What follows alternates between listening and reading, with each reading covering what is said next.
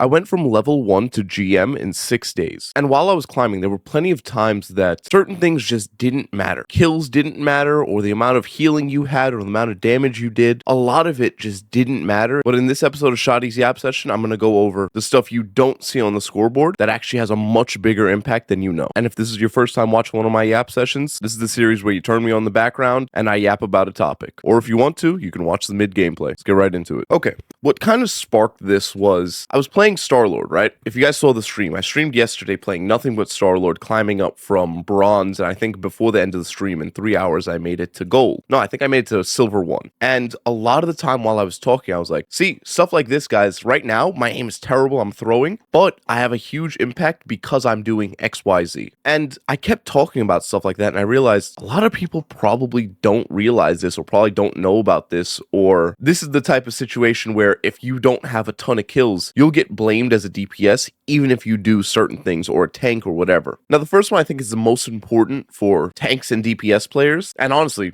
even healers can do it, and it was the one I was doing the most on stream. I was playing Star-Lord, and I would rush up into their backline, and even when I was missing, I would shoot at people, I would pester them, and I would have maybe 2 of their healers, or maybe a healer and a tank. In general, someone important on their team looking at me, fighting me, or when they weren't looking at me or fighting me, they were worried to death about me. And if you guys look back at that VOD, which I'll link in the description, or you can just go check it out after. In a lot of those games, I didn't play crazy good.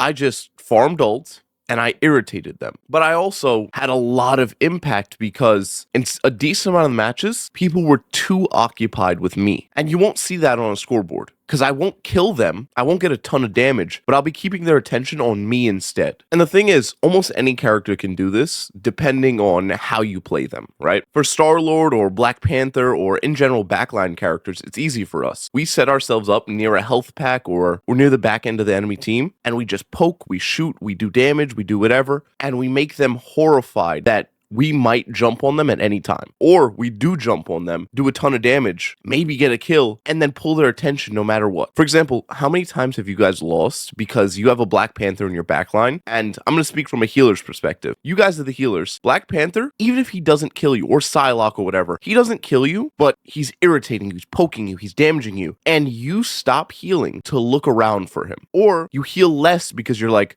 what if he's near? Where is he? What's he gonna do? Same thing goes for DPS. If you're sitting there being a DPS player and you see one like Hawkeye sitting in China sniping you, how many times do you pull your aggro off of the tank that could have died 10 years ago because his healers are separated from him, and you pull off of that and you go shoot at the Hawkeye that you weren't going to kill anyways because he's sitting right next to a health pack with a healer right beside him. But stuff like that, you're never going to see on a scoreboard. And so many people are always concerned with, oh, aim or getting kills or this or that. And everything is the DPS's fault. I had a game where, and if you watched my last Yap session, you heard about it. I had a game where I had a tank and he kept saying, nothing is dying. It's the DPS's fault. Usually they're just not shooting anything. And one of the healers chimed in and said, well, that's not always the case. And in that game specifically, it really wasn't, because we were sitting there fighting, the tank wasn't paying any mind to behind him. He was just running it down. And every time he ran it down, I usually had to peel because our backline was getting murdered by a dive character. And this guy was actually getting kills. He wasn't just damaging or pestering. He was wiping them. So I had to peel, and the tank wasn't paying attention, and he didn't save them, or he didn't help, or he didn't wait up so we could kill them first, then push it. And by the end of the game, you'll see 50 million damage blocked as a tank, and you'll say, well, it was my DPS players. They didn't do enough damage. See, he only has 10,000 in 4 rounds. And while, yes, maybe 10,000's a little low, but when you find out that that damage was all of it on a Black Panther trying to dive our team, and by the time we got rid of him, our tank was already dead, and we couldn't fight, well, then it sounds a little bit more reasonable. But unfortunately, everyone's quick to blame somebody else.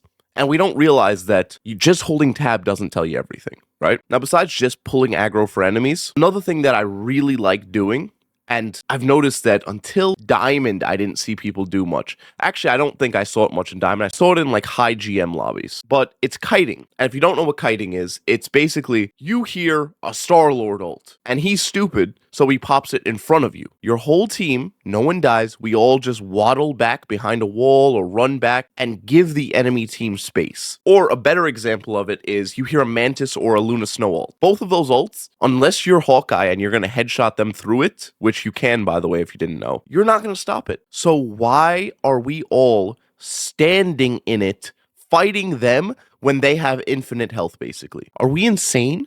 So that's when kiting comes in. You guys can literally just step back.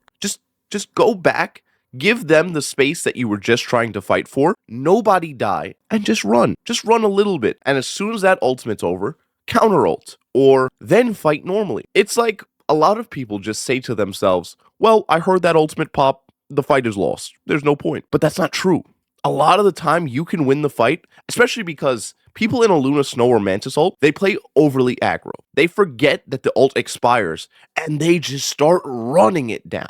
Then you'll see that one DPS, and trust me, I'm guilty of it. I think I did it on stream yesterday and laughed about it. You'll see the DPS that was riding the Luna Snow ult. The Luna Snow changes her mind and backs up because she realizes it's overextended, and then the DPS dies for free. Then you guys lose the fight. It happens all the time. But if you don't kite and you give them that space and fight in the advantage space that they have, you're playing into the enemy. Also, I know I've been talking a lot about DPS and healers, but you tanks aren't safe either.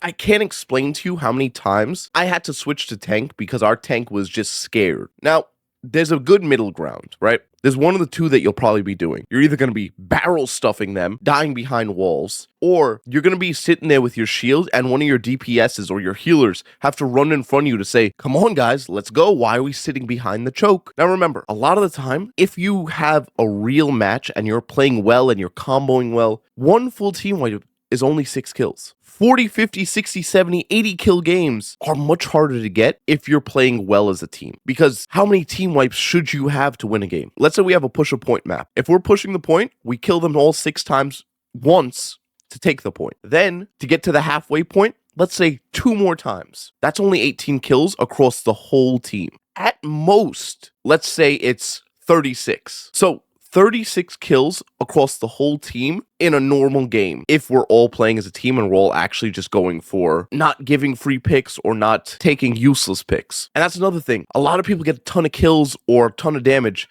and this is really common with Squirrel Girl. Squirrel Girl, in my opinion, is a terrible character unless you're playing completely out of position. Her ult is bad. She has a good stun that she can just full kill you for. But that's it. If you've ever played Overwatch, Junkrat and sometimes Soldier was looked down on just because all you're doing is farming the enemy team healer ults. You're never finishing, and you're just doing a ton of damage. And a lot of the time, you guys are bouncing them off walls or hitting them around corners. And how many times do you actually get a kill like that? Then you end the game with 30,000 damage and say, it wasn't my fault. When then you look at the statistics and you find out that their Luna Snow had 17 ults.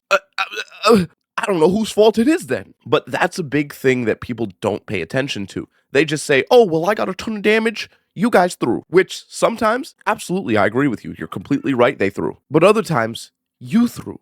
Because you never finished a kill. If you look at it and you see how many times you got a final blow, you'll find out you got 10 final blows with 30,000 damage. If that isn't a problem, I don't know what is. Because do you know how much health someone has? They have 300, let's say. How'd you do that much damage and get 10 final blows? And then across your whole team, you guys only have like 40 kills. So where did all that damage come from? Anyways, I got a little distracted, but I'm gonna put everyone who watched this far into the video on some game real quick. These are tips that not many people really talk about. So as a reward for everyone who actually watched this far and listened to me yap this much, I'm going to tell you guys some of it. And if you do like what you hear, or if you want to hear more about it, my next video is going to be a 2025 video about how to get better than everyone else. And it's going to go through beginner level, intermediate level, and advanced level of tips and training that you can do. Anyways, a few things that not many people talk about, especially if you play video games and all that. Aim, if you didn't know, is essentially hand-eye coordination. And this is for console and PC. This is just in general. You're watching where your crosshair is, and you're moving either your thumb or your mouse, or if you play with your mouth or whatever, you're moving it accordingly to complete an action. In my experience, and if you don't know, I'm an aim coach and I've been practicing aim for a few years now, and I've been playing FPS games for 16 years. No one trains their eye portion of it. And in the description, there's going to be a few eye exercises I use. They're eye stretches and they're also eye tracking exercises. And I used to get a lot of headaches playing video games. I used to play way too much, or I used to practice too much. And for everyone who's really trying to reach that upper level, or if you're just like, well, I've never heard of this before. Let me try it out. Eye stretches help a ton. They help with alertness. They help with your vision. They help with a lot of different things. On top of that, I almost got carpal tunnel growing up, and I started doing wrist and finger exercises. And I'm going to leave you guys a document down below for that as well. Both of those things help me a ton with my health. And I aimed better. Even just one day of doing it, I felt more alert. I felt more awake. And if you guys have ever played FPS games and you're like, I feel like I'm autopiloting, or I feel like my eyes have motion blur, which is something I've told my friends a lot. It's usually something like this. It's usually you just haven't warmed up your eyes and we're just kind of trying to play without warming them up, or our fingers or our wrists, or just in general, we're not warmed up. So if you guys do want to try those out, they're down below. Also, one big thing, I've been testing this theory I've had for a long time, and there was actually a study on it years ago. Can't remember exactly what they did in the study, but the gist of it was they had music playing for someone to study, and they found that when you study listening to music, when you listen to that same song or those same songs again when you took the test for what you studied for, you were able to recollect the information better. And this would also make sense for aiming, because when you practice your aim, or whenever you practice a mechanic or you practice a combo, if you do it with a sweat playlist or whatever, and then you listen to that same sweat playlist whenever you're playing, it'll probably be easier for you to quote unquote get in the zone, right? AutoZone. But from my experience, and honestly, I think plenty of people have a sweat playlist and they have it for a good reason. I do genuinely believe listening to the same songs that you practice with whenever you're trying to try hard or whenever you're trying to play genuinely does help, and there have been studies to back that. Anyways, I can't give away too much of the video. If you guys want to see that, make sure you subscribe and turn on notifications. And I'll see you next episode. Have a good one, everyone. God bless you.